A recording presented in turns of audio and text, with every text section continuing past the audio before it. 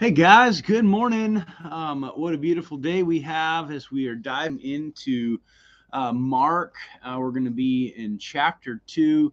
Looks like I got a little ahead of myself the last couple of days, so I'm going to jump back and kind of hit these verses. And I'm glad I didn't miss them because the call that God has on someone's life to follow Him is probably the most profound experience any one of us can ever have.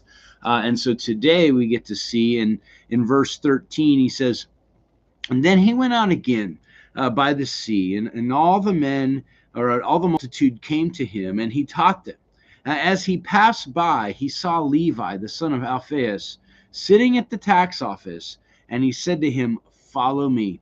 So he arose and followed him. Now, this is different than the other disciples. He was not a fisherman; he was a tax collector.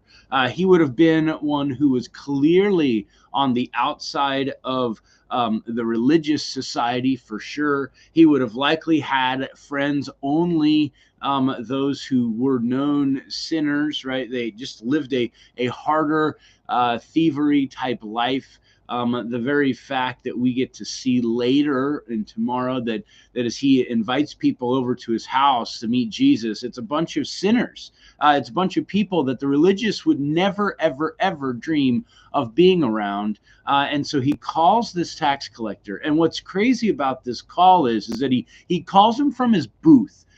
Collecting taxes. I mean, this would have been his job. If he would have walked away, he would have walked away from everything. He would have walked away from his wealth. He would have walked away from his position. He would have walked away from everything. And for Matthew, you could imagine as Jesus was in this area, he would have heard so many things about this man Jesus and the healings and all that stuff. And Jesus looks over